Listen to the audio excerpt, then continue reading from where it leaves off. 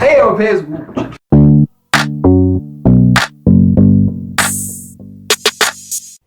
What's up, au pairs?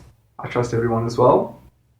So in today's video, we shall be speaking about the matching process, how my agency does it, Au Pair International, my experience with it, as well as some tips I have for you guys.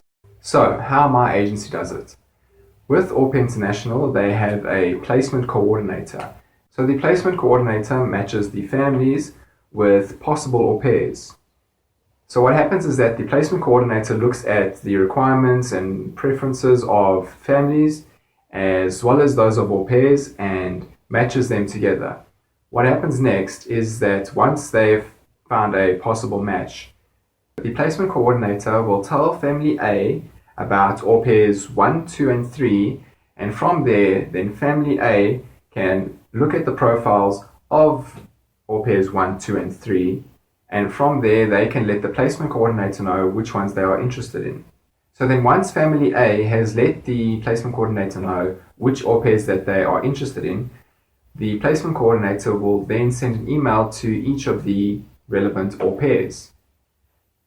So in this email, it states that, hi au pair, this family is interested in you, and here is their application and their letter to the au pair, as well as their photos, and then the au pair can go through it, and from there, the au pair then makes contact with the family. So what was my experience like with this whole matching process? First of all, I haven't matched yet with the family. I almost did, but I'm still in the process of looking for the right family. And that's the key word, the right family, not the perfect family, the right family for you.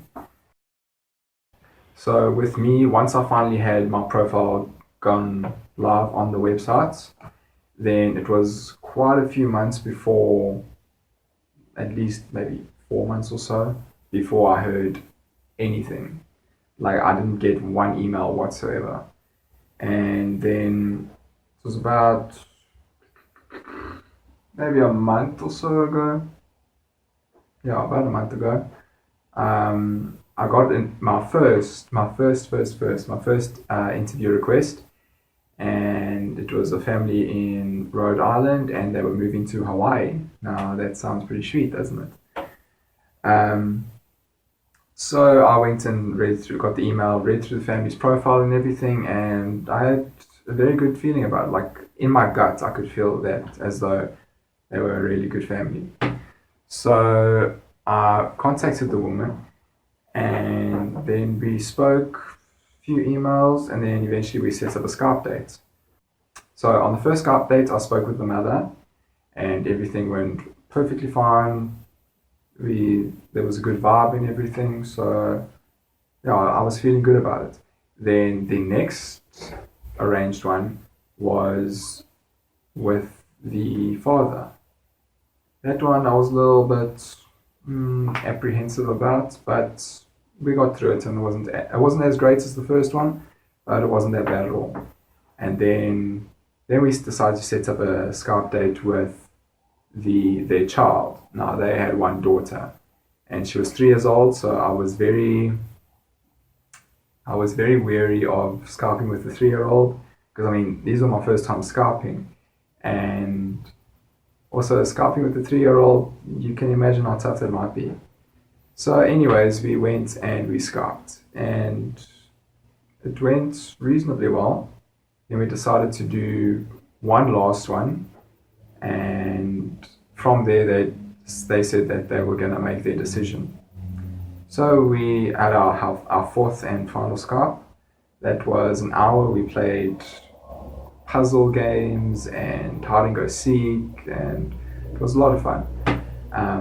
But then they told me that they had another au pair, or 2 other au pairs that they were speaking to, and that they would give me a week, and then they would let me know. So a week went by, and then they let me know, and unfortunately they decided to go with another au pair. So I really did think that, like, honestly I would have matched with that family, but I just guess it wasn't meant to be.